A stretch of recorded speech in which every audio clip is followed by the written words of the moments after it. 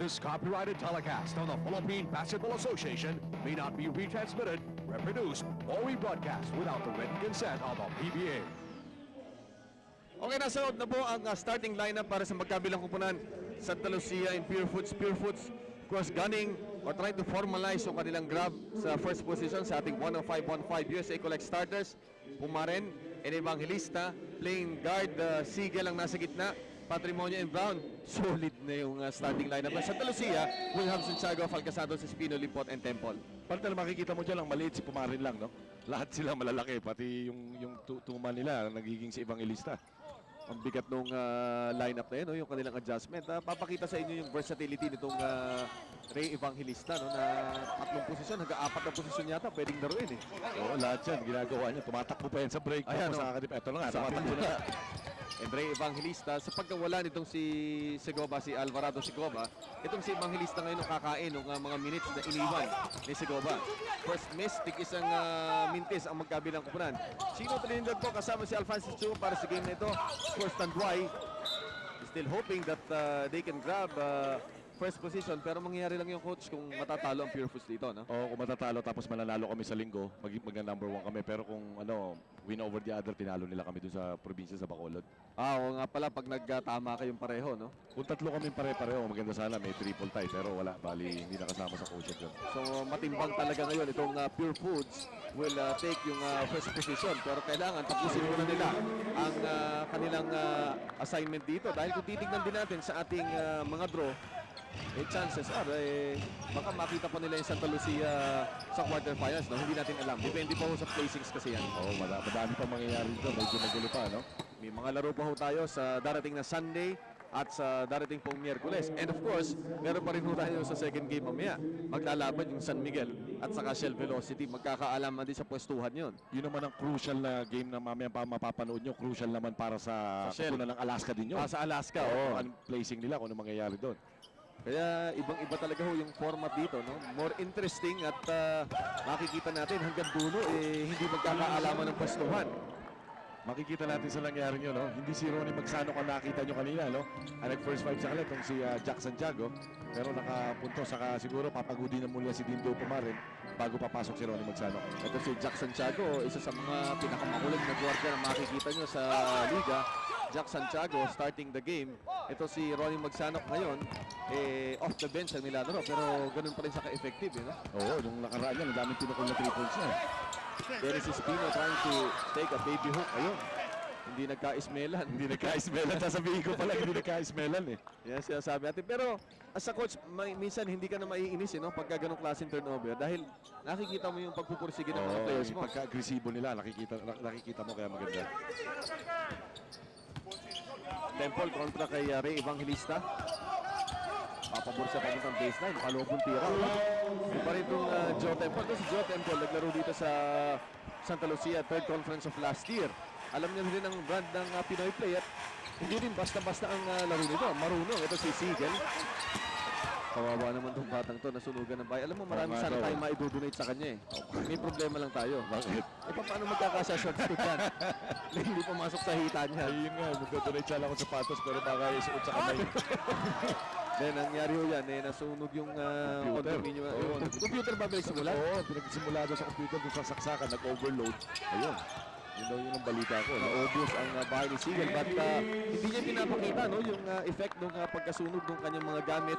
Ito si Sigel, yung suot-suot ng uniform niya yan, pinagawa pa, bumili pa ng bagong sapatos dahil talagang walang natira. Yeah, I heard even the key of the truck niya, naiwan na sa loob. Binasag niya pa yung salamin para mailabas niya, no? But Sigel, the true professional, no? Nangyari yung sunog na yon nung game nila last Wednesday. And nagpakita pa rin siya dito kahit na muntik siyang matosta doon, ano? Yun ang sinasabing sunog bahay. Oo, natutulog daw siya yun. Buti may gumising daw sa kanya. Hindi, si Andy pala, meron niyang parang, hindi masakit, no? Pero may habit siya, nag-sleepwalk. Oo. Mahirap yung dad, no? Magising ka. Pagising mo sa ibang kwarto ka. Delikado yan, wag kang ganyan. Baka tayo yung matirador dyan, hindi tayo makauwi ng bahay. Baka makita ka ni Commissioner yan. Kung ba't dito ka sa tabi ko? Iba yun, anong ginagawa? 4-all ang ating score. 8:49 remaining. Falca Santos nasa free throw line para sa dalawang pukol. ang ating pong laban. Again, Santa Lucia at saka ang Pure Foods. Ito nakakatakot dito sa Pure Foods. No? They're gonna start slow in the first and second quarter, especially the import si Brown. No? Pagdating ng third and fourth quarter niyan, diyan umuusok yan. I remember one time, 9 points lang siya ng first and second quarter. Pagdating natapos yung laro, nag-30 mahigit. 30. Yan si Derek Brown, nag-average ng 82 points per ball game. Tops yan sa mga imports natin. Yung puntos na kanyang ini-score. At ang kagandahan ng score niya, yung 32 points, siguro mga kalahati doon hindi yung score na tira na lang basta no? Oo, talagang pinag-iihirapan pati. Talk of quality points, no? Yung 32 quality points is steal. Santiago is up and he is done. At ibigyan niya ang Santa Lucia ng 3 puntos na kalamangan dito sa first quarter.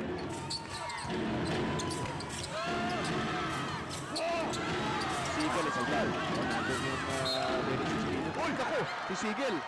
Napaupo. Na 3 points. Napaupo doon sa Commissioner's Row, no? Sa kanyang hustle. Yan ang sinasabi natin na yung dimension na ibinibigay nitong mga players na ito, itong mga Phil-Americans na nagdatingan dito. Iba talaga yung intensity. Tingnan mo Supalpal. Habulin yung bola. Ito being brought to us by Smart Body GSM Prepaid. Wala na siyang habol sa bola but still, hindi niya sinukuan. Ayun, napaupo si Sigel. Oo, napaupo.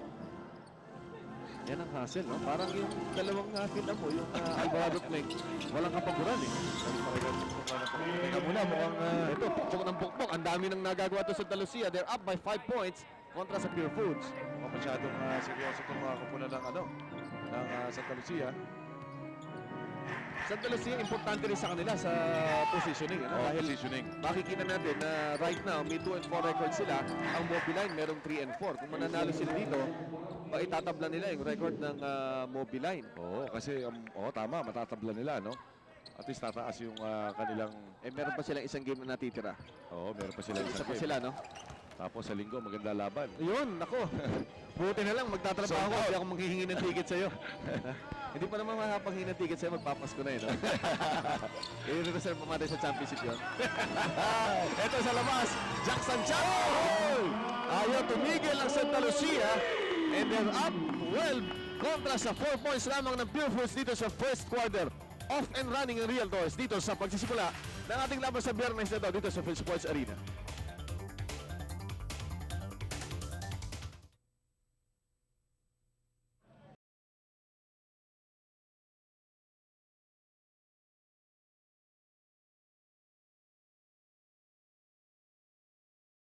Bateryang pangmatagalan, the official car battery of the PBA. Welcome back dito po sa Phil Sports Arena sa Pasig kung saan nagtatapat ang Tender Juicy Hot Dogs at saka Santa Lucia. Santa Lucia off and running sa kanilang magandang shooting from the outside. Patrimonio strokes it from 3-point country. Wala. Yung tira nga pala ni Jackson Santiago kanina was from PLDT range. And it was the first conversion of the ball game. Jack Santiago playing the starter's position para sa Santa Lucia. At maganda yung pinoprovide ng numbers dito. Oo, kasi maganda pumeasure itong batang to. No? Siguradong pahihirapan niya si Dido kahit paano yung pressure defense niya. So pagpasok nung kanilang point guard, medyo relax na medyo si Ronnie Magsanok. Struggling a bit itong kupunan ng Pure Foods dito. They only have 4 points. Under 7 minutes na ho tayo dito sa ating first quarter. Santa Lucia. At tatawagan siya ng traveling. Makikita mo yung kilos ni Espino, mas may quickness siya kaysa dito kay Sigel. Alam niya may advantage, kaya talaga pag pump fake niya, ito dumadrive na kagad. Kaya makikita mo talaga itong Espino, deceptive na may quickness, May quickness, maganda kumilos. Hindi mo lang mapapansin kasi talagang parang laid back, no? Yung parang akala mo matamlay pero he plays tough inside. Ayan, no? Hirap na hirap si Sigel. Palpal. Isa nakita mo yun. Sigel having some problems against Santa Lucia's defense. Kahit sa Santiago, nakakalusot sa kanya. Sa ating Jackie Briefs running time, we have 6 and 15. Ito, wala kami. Uy, naku, nabitawan. Ganda matchup ito. Ang ganda naman ng pass. Ay! Yan ang sayang. Sayang, ganda nung cut niya, no? Saka execution nung poste nung Limpot. Ito si Evangelista. 6-point coming. At dumating para sa kupunan ng Pure Foods with under 6 minutes sa ating first quarter. Yung yung ginagawa ni Evangelista, siya na tumatao sa import nung may score pa, may finish pa sa break, no? Talagang kailangan na sa condition siya yan. Ito mga tipo ng player na sinasabi nating ang sarap no? Pagka ang team merong ganito, yung utility. Sabihin mo, score ka, i-score. Sabihin mo, dumipensa ka, didepensa. Ray Evangelista, one of the most versatile players. Sa ating key numbers no, sa ating matchup na ito. Ito, Coach Al, tignan mo yung numbers doon sa puntos. Talagang pure foods. Pouring it on dito sa ating Governor's Cup. Pati yung sa field goal nila, lamang sila. No? Sa rebound, kita mo naman, 48.4. Pati assist. No? Pagpapakita sa inyo na all around itong pure foods, they mean business dito po sa ating Governor's Cup. Sabagay, matagal-tagal na rin silang hindi nakakapasok ng championship muli at nakakatikim ng corona. Oo, matagal-tagal na rin. Saka itong maganda pa rito, kala ko nga malalaman lahat kasi itong si Coach Derek dati galing sa Talusia, pati si Temple na-under sa kanya. So alam niya lahat yung kilos, no? Ayun ang tumpak doon. Kilala niya ang mga habits ng mga ito. At si Jude Lundot, si Dennis Espino, ang tagal niya nang inaalagaan yung mga yan. Parang mga anak niya na halos yan. Oo, lalo na to si Limpot. Lasal Days pa lang, magkasama na yung dalawang yan. Jun Limpot just scored on a follow-away. It's a 9-point lead para sa Santa Lucia. Ito na si Brown, magsisimula na. Nakakita mo yung ano ba kaya nun? Ay, Kahit baka. sa natin nung araw, hindi natin kaya yun. Iba yun. Kaliwa ang Daming dinaanan, hirap. no? Daming dinaanan, no? One of the highlights of this ball game. At yan ang sipag ng Brown, no? Ibang klase ito, Coach. Sakyan kaya natin ito si Brown. Hindi mo, ang ganda ng Crossover. yan ang kilo, sumisid. Oo. At saka ang pinantira, yung kaliwang kamay, kanan yan eh. Oo, ano na siya eh, kasi masyado nung malalim, no? Yan, si Flight 32. And he takes off for his first 2 points of the ball game. Espino, spins. Palay siguro palakpak ni Commissioner dahil magkababayan niya, no? Oo. Asa kaya si Commissioner? Ay, hindi. Baka nasa traffic ngayon yung kasama natin. Baka may laban, may karera. Wala tangin. Biyernes eh. Biyernes ba? Mamaya, tanong natin kay Andy Howe. Si Andy Howe kasama natin sa second game mamaya. Ito na naman yung Brown. Iba yung kilos talaga ng Brown. Kung sisinig natin, Siegel from the outside. Uy, wala man lang bumax out, no? Ibinibigay niya doon sa kanyang kapitan na si Patrimonio. Ito, balik na naman yung Santa Lucia. Nice pass. Ang ganda ng pasa ni Jackson Gawin Chawin na naman. Pero Jun Limpot doon sa last shot na yan, parang wala pa sa pwesto bago tumira eh, no? Saka wala din iniribang lahat sila nasa labas nila. Kita mo naman yung mga isip. Oh, nakita! Huli ng Temple, nabasa yung take-off. Isa sa pinakamahirap gawin na supalpal, yung sa flight mo hahabulin. Ang hirap habulin ng coach, Ipinakita rin ni Temple kasi nung dumating daw si Temple dito, balita ko, wala raw sa kondisyon to. Ito, makikita natin. Ito ang kondisyon ng pagbomba at saka na-anticipate niya yung pagbomba. Na-anticipate niya. Mukhang napag-aaralan din niya yung laro, eh, no? Yun yung Temple na nakita rin Joe Temple in his second tour of duty para sa kupunan ng Santa Lucia. Ang original import ng Santa Lucia si Juan Johnson. Yung kumikero ng Santa Lucia, nasa injured. Kumita na. Oo, hindi na Na-injured. injured. Nagkaroon ng problema sa kanyang sa milikod niya ata dahil alam mo naman ang taas tumalon eh. Oo, mataas naman sa marami. Acrobatic masyado yung ano. Kung ano nung magic ginagawa. Pinasok nila si Joe Temple, hindi kasing flashy ni Juan Johnson pero para mas effective eh, no? Hindi kasi team player to eh. Actually, bagong umpisa tong ligang to, yung itong 6'4 and under, no? Dumating yan sa ensayo namin, nakita namin siya doon. Tapos ang balita nga namin, may kukunin daw ng shell, ganito, nalipat yun, nabalik sa Santa Lucia. Asa pumunta siya dito on his own? Oo, pumunta siya. Kasabay ni Laquan Johnson ata, naging sayo pa yan sa Santa Lucia.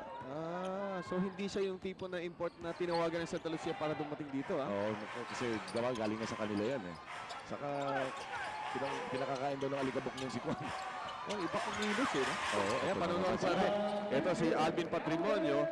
Much has been said about yung dip sa kanyang numbers, pero knowing Patrimonio, ipagpapalit niya na yung kanyang maraming scoring sa kanilang mas magandang katayuan ngayon, Coach. Oo, tsaka makikita natin naman, pinasok na naman ngayon si Boyd Fernandez. Siguro sabi ni Derek, teka muna, napapagod yung utol kong star player natin na talagang maganda kwansa. ito. Ay, ito dalawa para yung, bigyan natin ng gloves, pareho yan. Ganda yan. Ito, si Temple from the outside. The effective Joe Temple has 4 points in the ballgame. Si Brown, meron 2 points.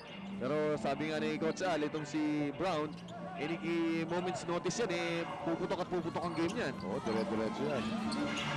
Ayun na, masasabi lang natin. Ito na. Simpleng-simple, parang ang dali-dali ng basketball sa kanya. Nung unang dumating yan, inakala natin dahil sa kanyang moniker as Flight 32, akala natin talagang flashy, no? Pero ibang effectivity. Anyway, lamang ang Santa Lucia 21-12 sa Pure Foods.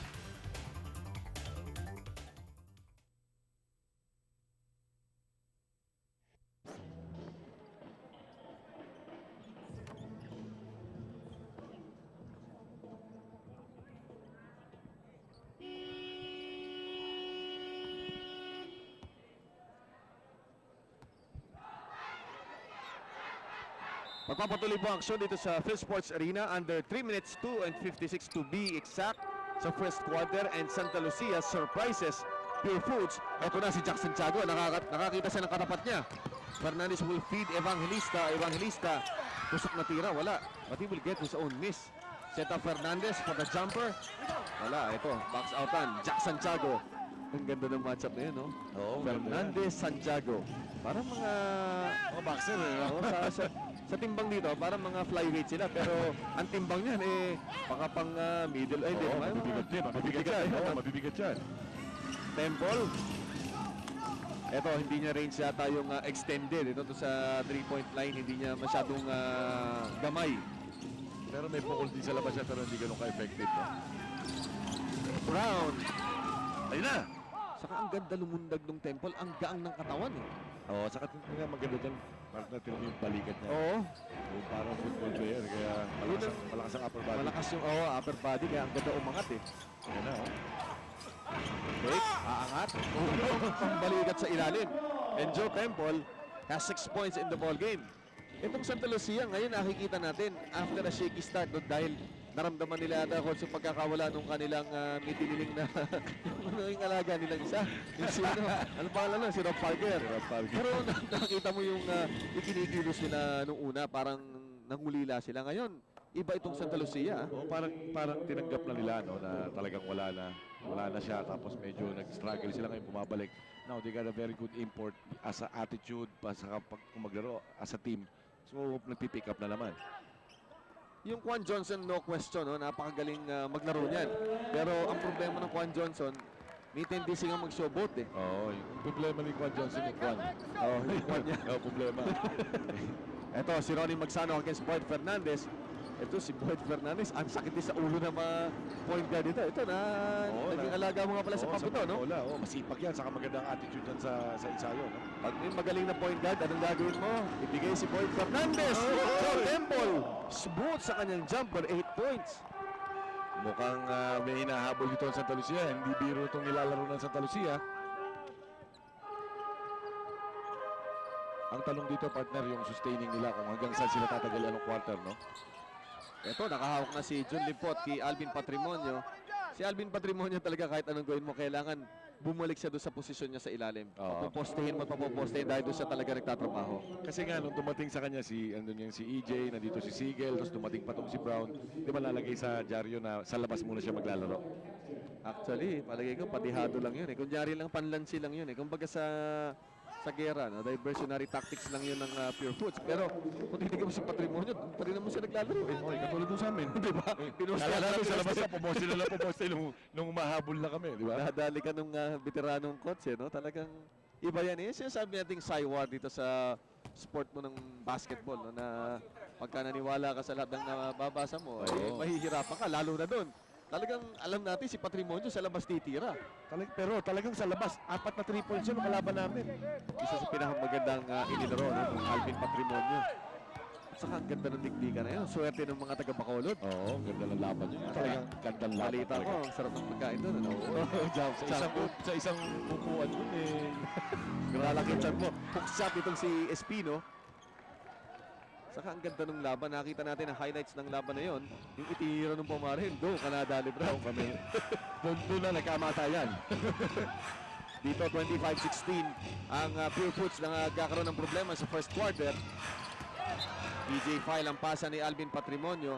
Ayun, doon napipilitan na si Patrimonio maging post passer. Oo. Ito na, 6 seconds to go. Alam nila to. Kailangan bilisan ni Joe Temple. Mukhang aabot. Ako, nasundot yung Evangelista. Bilis talaga nung kamay nung batang yun, no? Oo, mahaba ang mga galamay. Parang ikaw, partner, nung dati. Nung araw, mabilis ang kamay mo. Mabilis lang. Ang ganito lang. 25-16. Limpot, 3-point shot. Muntik madali. So magtatapos ang ating first 12 minutes of action. Lamang ang Santa Lucia, 25-16 kontra sa Pure Foods.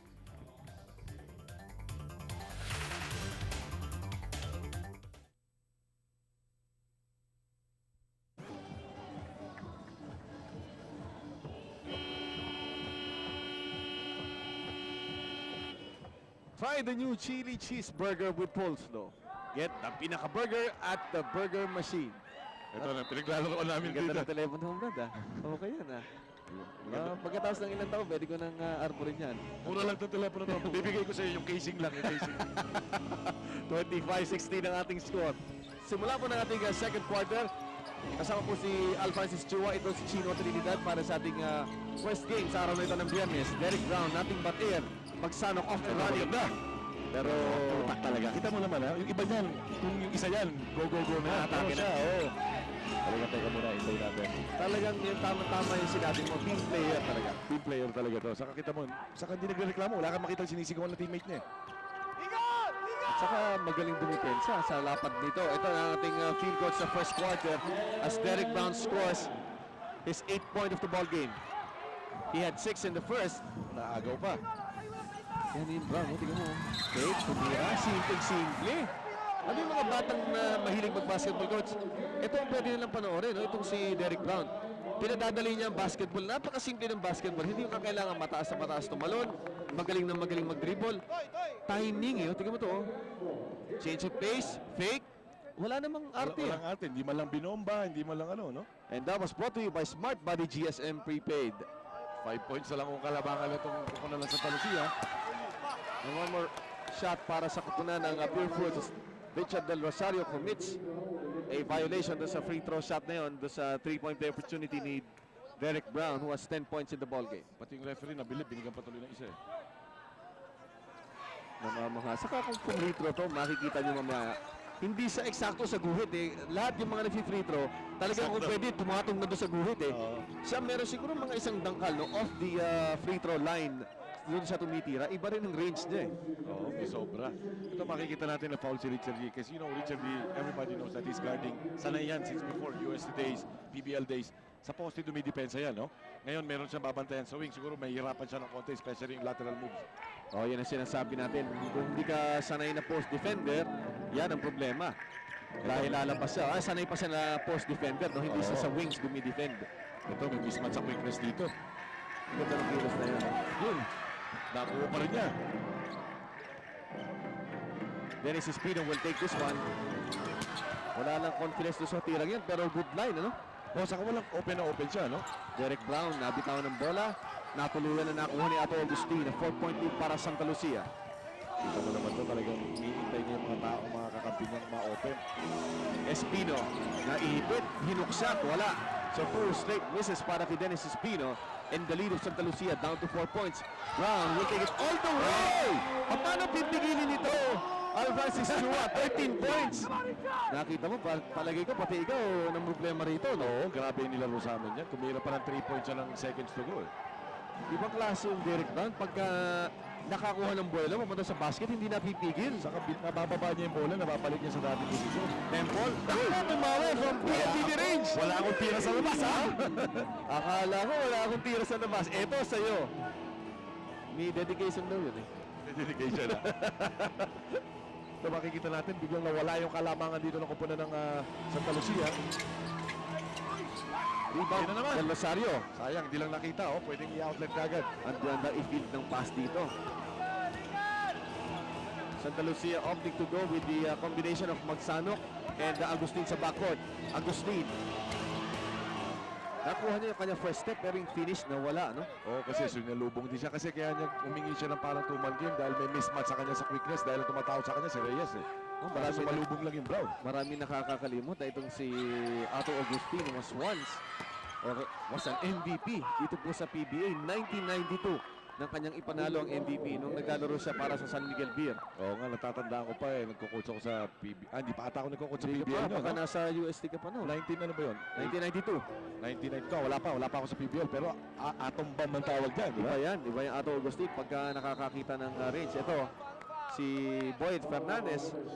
Ronnie Magsanok, lahat ng klase ng mga gwardiya through the years, tinapat na sa kanya.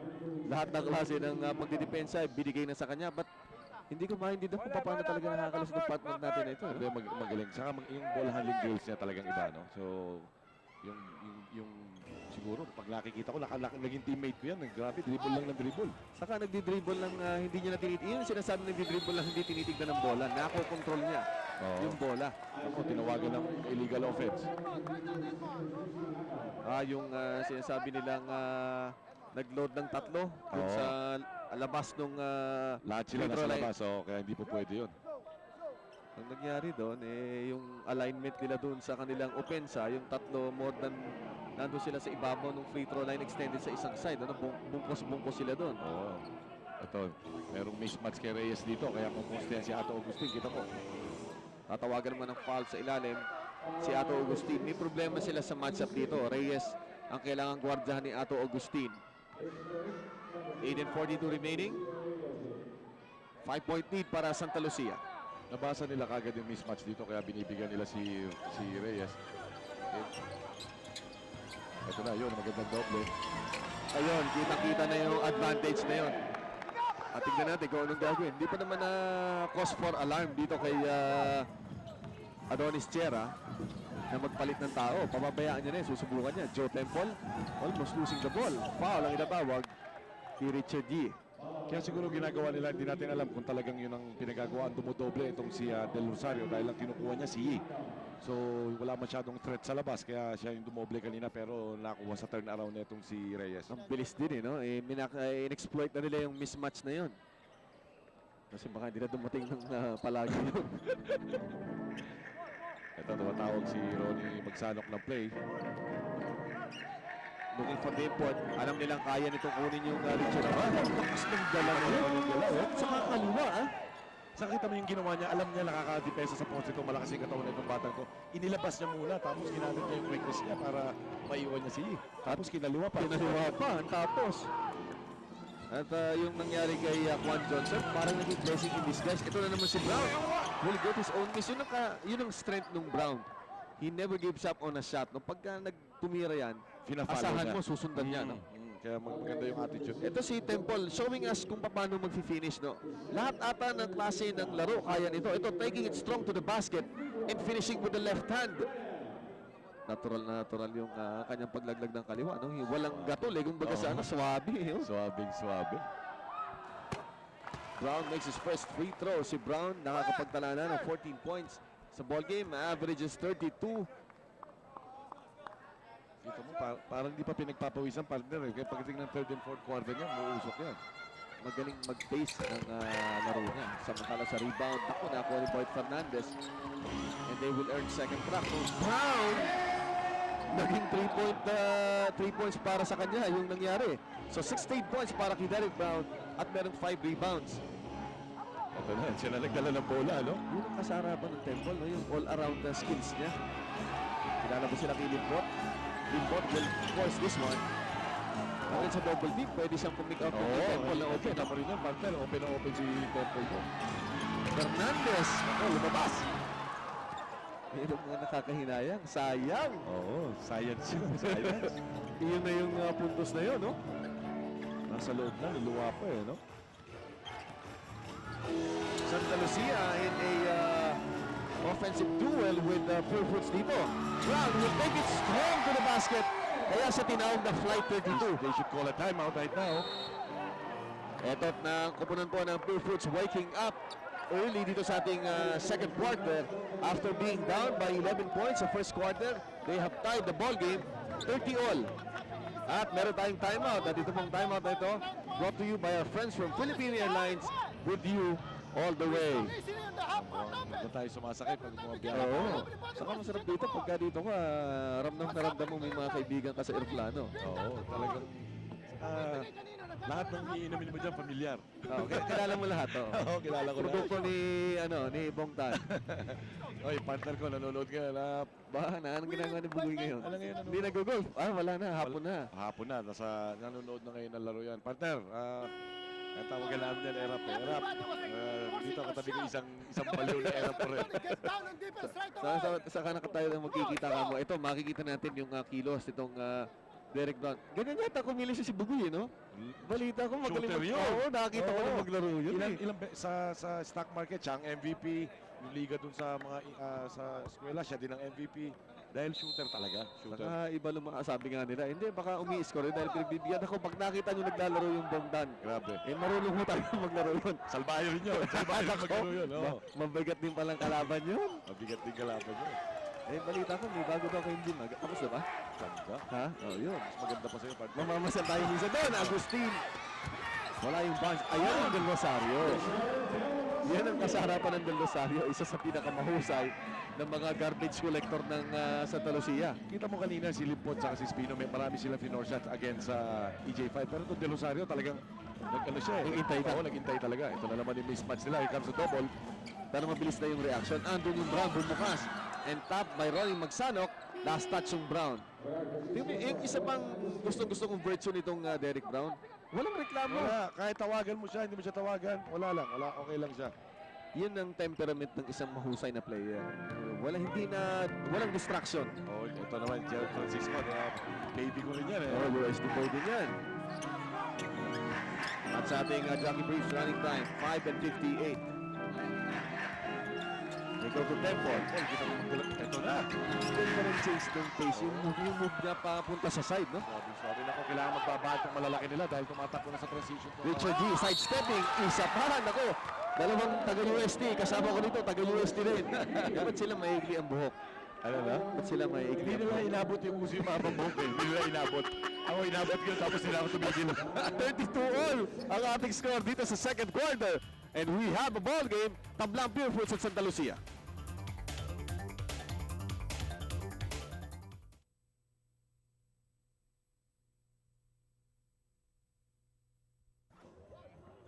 Bounce back into the game with Dunkin' Donuts. Sounds good. Tastes even better. 32-all ang ating score. 5 and 44 remaining sa ating first half. At ang komunidad ng Santa Lucia was off to a strong start. But ang Pure Foods, again, sinasabi natin importante sa Pure Foods so they can lock yung first position dito sa ating Governor's Cup. First position, pag nakuha mo yung unang spot na yan, makakatapat mo yung pinakadulo sa standing. So, either Hinebra or Pop Cola yung kanyang madodraw sa quarterfinals. Pero maganda nga, pinag-usap natin magandang laban sa linggo yan. Championship. Championship. Kaya pala maraming humihingi ng ticket. Kaliwat ka na ng tawag sa bahay namin kung pwede daw maghingi. Hindi. Sabi ko, mahirap na manghingi ng ticket. Bibili natin yung ticket. Kasi nakalimutan ko, championship nga pala. Oo, championship ngayon yan. At sa mamaya, meron din pala tayo sa ating Gilbis GNPBA 2-on-2 tournament. Meron tayong pares po sa atin ng semifinals. Tayo nakarating na sa ating semifinals. At mamaya po yan, after this ball game, samantala tabla tayo sa 32. Ito makikita natin si Limpot na trabaho to. Ayan na. Sa wakas, nakuha niya yung 2 puntos niya, si Jun Limpot. 9 points siya at 7 doon sa ating first quarter. Makikita natin, sayang yung kalamangan nila. Biglang kinain talaga na. Actually, itong si Brown talaga ang pumatay lahat eh, no? Oh, dito na explosion. 18 points para kay Brown. Only 6 points and then 12 dito sa second quarter. 6 points sa first quarter. DJ File. DJ File, maraming nagsasabi na nag-improve na yung kanyang physique, yung kanyang kondisyon. Ngayon, kung ma-maintain yan o mas mai-improve pa niya, mas gaganda. Samantala, tinawagan ng traveling itong si Derek Brown. Actually, yan si EJ File, naging player ko yun nung high school no, sa UST dahil pero ang laki ng pinahit ninyo, talaga nag-ensayo yung batang yan. Ngayon siguro nakikita natin improvement yan. Meron pang matitigay improvement yan. Oo, marami pa. Marami mga hihirapan sa kanya dahil sa laki niya yan. Yan ang sinasabi natin, you cannot teach height. Ito si Jun Liporges Patrimonio, he fix. Umatras ng konti, wala. Ang hirap, ang dilim yung paningin yun. Nakita niyo yung EJ File sa harap niya. Biglang merong nanilim yung ilaw sa likod eh, no? Jun Lipo trying to force the issue sa last play na yun. Basta makikita natin si Marin wala doon sa loob. Ating Jackson Tiago lang. Oh! Yun, ang tatawag sa kanya. Oo. Sayang may bola na eh. May bola ka na. Yun naman ang mali. Yung paninira muna bago yung laro, no? Yun ang mali ginawa ni Jack. Kasi that's sure 2 points, no? Kasi 80% siguro makakashoot sila yun. Saka on the break na sila. Ito yung rebound. Na makukuha niya yung bola. Glancing. Ayun, no? Tatawagan talaga sila doon. Dahil tumingin. Kung hindi siya tumingin, baka bibigyan siya ng referee ng benefit of a doubt. Oo. Pero dahil nag-glance siya sa kanan niya at sa kanya itinukod yung sigo niya, nakatawag sa kanyang offensive foul. And from the corner, si Alvin Patrimonio sa harap ni Jun Limpot. Ito, dinodouble team na ngayon si Jackson Tiago, pero nakaligtas na sa double team. Francisco will take this again. Walang respeto ngayon. Ang schedule ng ating Gilbis Gin 2-on-2. Alaska kontra sa Tanduay. Kung ganda niyan. Hanggang sa tuhod ba naman, nagkakatapat pa talaga kayo? Oo, siyempre. Talagang mahal na mahal ng design, no? Kahapon magkasama kami ni Coach Steve ko dun sa, sa clinic sa atin. Nakikita Newell. Samantala from the outside, Boy Fernandez from PLDT range. 37 agaw. And Brown will take. Nakita ko sinubul yung bola sa iba. Nawala lang. Kanina pa ginagawa sa kanila yan, no? Every time na nakashoot itong muna ng Pure Foods, talagang may pressure sila, tumatrap sila. Saka kitang-kita yung yung inbound pass na yun. Ayun yung Brown, no? Nilapag yung bola halos sa labi ng ring. Saka walang sumalubong sa bola, lahat sila nasa kabilang side. Kaya, nobody meets the ball. Talagang initay nila dumating yung bola sa kanila. Kaya itong si Brown, nakagaw ng ganun-ganun na lang. Simple from Brito. Ayan, no, tignan nyo yung paa ni Derek Brown. Kung ayan, ang layo niyan. Doon niya sinisipat yung free throw. Kung saan siya nakatayo ngayon, ayan, yung free throw line, hindi siya eksakto doon. Ang layo. Hindi lang pala isang, di ba, erap yung yung diferensya. Halos isang paa yan. Ang laki. Oo, malaki yung ano niya, no? Pulgada pa yun, ha? Oo. iba rin umulgada itong bata natin to, ha? Ganda naman. Pero ang si EJ5, yun ang sinasabing nadayo. Hindi na kailangan tumalon, eh. Iangat mo yung kamay mo, natakpan mo na hanggang net. Ayan po si Sinapalpal na galong-galong na lang, no? simple ni EJ File. Yan ang sinasabi na kung ito si EJ File, itutuloy lang yung kanyang dedication sa pagpapakondisyon. Nako, mahirap kalaban itong batang ito. Temple tries to up fake. Brown, kuring-kuring Brown, hindi kumakagat sa fake na. Nako! Sayang, yan walang kilos. Yung EJ File, alam natin nag-i-improve dahil tumatalo na, eh. Oo, tumatalo na. Siguro pag nag-wage pa yung batang yan, baka ang ganda siguro. Maganda yung sinabi ng Tom Newell, no? Nakasama niya kapo doon sa coaching clinic na sinasabi mo rin sa Ateneo. Isa sa mga napansin niya rito at saka isa sa mga dapat daw gawin ng mga big men natin, kailangan ng strength conditioning. Kailangan to strengthen yung... Ito si Dennis Espino, ang lakas ng katawan niya, pero natural, eh. Kung madadagdagan pa niya ng konti. Alam natin nagwo-workout, pero anong program ang meron sila sa pag-workout? Brown. It's yung labi, yung isang bata na kailangan natin bigyan ng pansin sa pagpapakondisyon, yung makakalaban nyo sa linggo. Yung Daniel Defonso. Daniel Defonso. Hindi, masipag na bata na nakikita ko minsan sa gym yun. Kahit mag-isa siya, nag-weights. Parang yung isang player ko ngayon, si Pankelan, ganun din. Ganun na rin, natuto na rin. Oo, pati si San Alvarado, ito mo, lalaki ng katawan nila. Naiintindihan nila yung importance ng pagpapakondisyon. Samantala ito si Joe Temple, kondisyon! Wala akong tira sa labas. Wala. Kaya sinasabi ko sa inyo, hindi na ako magsasalta pa. 16 points on 2 shots from BLDD range. Yan si Joe Temple.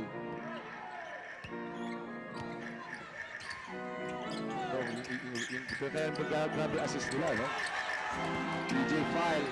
Yun na lang ang kailangan i-improve ni EJ File. Saka tumatakbo, ha? Oo, tumatakbo na siya, no? Hindi ko nakikita yung kanilang in-employ na trainer. Andyan sa likod pala yung kanilang personal trainer, no? Na kinuha nila na nasulat nga ni Ginito, pero yung pangalan niya na ligtas, kukunin natin ulit. Kaso palpal. Suhat ko sa play na yun. Meron na siyang tira dito sa kanan, isiniksik pa niya. Siniksik niya pa, oh. May mga player talagang gano'n, eh, no? Ayaw sa maluwag. Gusto sa masikip. Huwag kang magulo. Baka ma-MDRCB tayo. Naku, ito talaga. Ayos. Hindi, ganun talaga. Ayaw nga nila ng madali. Gusto nila yung mas mahirap na tira. 39 all ang ating score. Pure Foods, tabla sa Santa Lucia.